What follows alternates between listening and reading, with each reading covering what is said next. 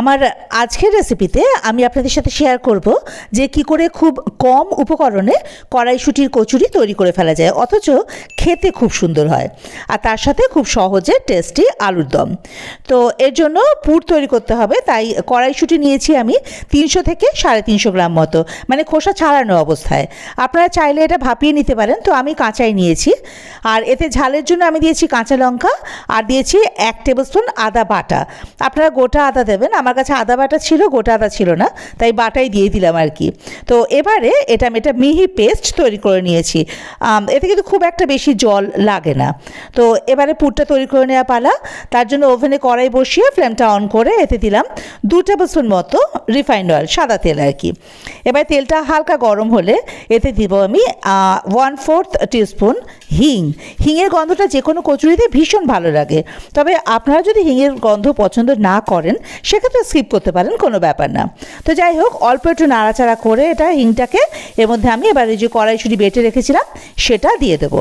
এবারে কড়াইশুঁটিটা তেলের সঙ্গে খুব ভালো করে একটু মিশিয়ে নিতে হবে নাড়াচাড়া করে। এবারেতে দেবো পরিমাণ মতো নুন।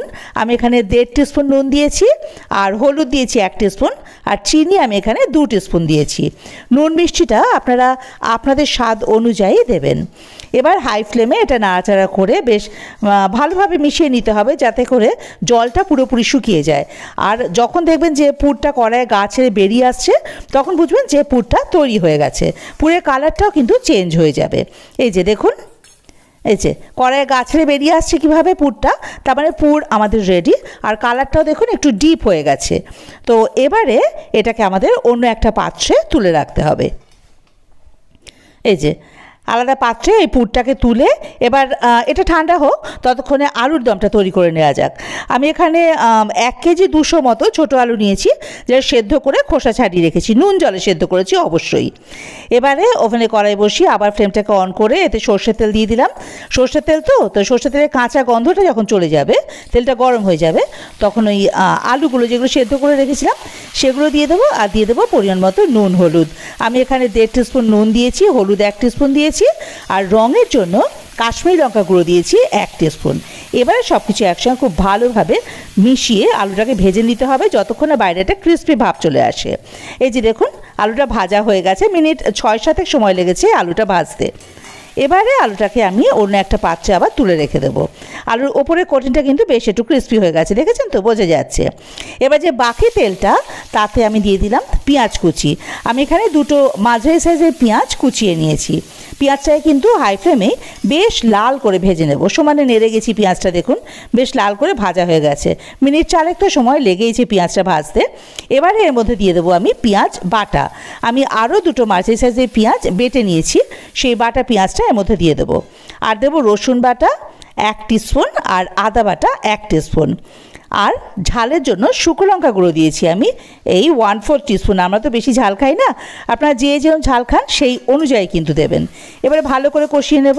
এই যে দেখুন, এটা ততক্ষণ অবধি কষাবো যতক্ষণ না এটা থেকে আর কি তেল ছেড়ে আসছে। তার আগে এখানে আমি গ্রেভির জন্য নুন হলুদটা দিয়ে দেবো। তার জন্য আমি 1 টিস্পুন নুন, 1 টিস্পুন হলুদ, আর কালারের জন্য অল্প একটু কাশ্মীরি লঙ্কার গুঁড়ো দিয়ে দিয়েছি। এই যে দেখুন, এটা ভালোভাবে কষিয়ে নিয়েছি। এখন দেখছেন কেমন তেল ছেড়ে দিয়েছে। এইবারে এখানে আমি টমেটো বাটা দিয়ে দেবো। আমি 2টো মাঝারি সাইজের টমেটো বেটে নিয়েছিলাম, সেটাও ভালোভাবে কষিয়ে নিতে হবে। আর কোনো মশলা কিন্তু এখানে আমি দেবো না। দেখুন তেল ছেড়ে দিয়েছে, ভালোভাবে কিন্তু এটা কষে গেছে।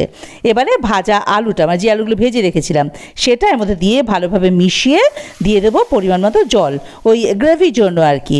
আর একটু জল লাগবে, এটা আপনারা যে যেরকম গ্রেভি রাখবেন সেই অনুযায়ী কিন্তু জলটা দেবেন। এবারে ঝোলটা ফুটে উঠলে এর মধ্যে দিয়ে দেবো চিনি পরিমাণ মতো। আমি এখানে 2 টিস্পুন চিনি দিয়েছি, আপনারা আপনাদের স্বাদ অনুযায়ী কিন্তু মিষ্টি দেবেন। আর দিলাম গরম মশলার গুঁড়ো আর ধনেপাতা কুচি। আপনারা চাইলে কিন্তু কসুরি মেথি এখানে দিতে পারেন, সেটাও কিন্তু ভীষণ ভালো লাগে। তো যাই হোক, এটা ভালোভাবে ফুটে গেছে। এবারে ফ্লেমটা অফ করে এটা ঢাকা দিয়ে স্ট্যান্ডিং টাইমে রেখে দেবো মিনিট 2 কি 3। দেখুন 2-3 মিনিট পর ঢাকাটা খুলে দিলাম, রেডি আলুর দম। দেখতেও খুব ভালো হয়েছে, আর অতি সহজে এটা হয়ে গেছে তৈরি। এবার এটা অন্য একটা পাত্রে ঢেলে রেখে দেবো। এবারে কচুরি তৈরি করা পালা। তার জন্য ময়দা, এই যে ময়দাটা মেখে রেখেছিলাম, এটা ময়দা মাখাটা আমি আর দেখাইনি, তার কারণ তাহলে ভিডিওটা অনেক লেন্দি হয়ে যাবে আর কি।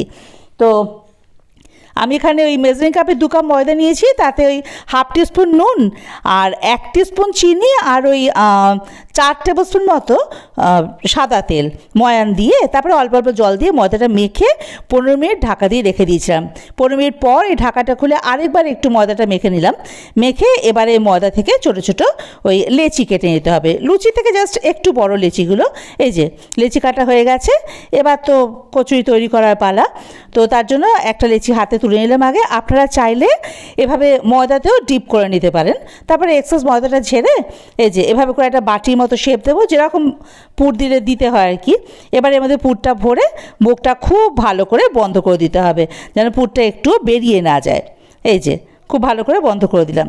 এভাবে আপনারা এই কচুরিটা গড়ে দিতে পারেন, কিন্তু যেহেতু এতে ময়ানটা অনেক বেশি আছে তাতে করে আমার মনে হয় না ময়দা দিয়ে এটা করতে হবে। দেখুন ময়দা ছাড়াই এই বাটিটা কত সহজে হয়ে গেল।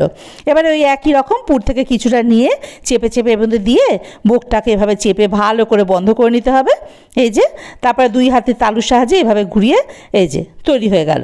এভাবে করে পুর ভরে লেচিগুলো তৈরি করে রেখে দিলাম। আর ওপরে এবারে কিছুটা তেল এভাবে ব্রাশ করে দেবো। তাতে কি হবে, যখন একটা কচুরি বেলবো তখন অন্যান্য কচুরি ওপরটা শুকিয়ে যাবে না, তাই জন্য এই তেলটা ব্রাশ করে রাখা।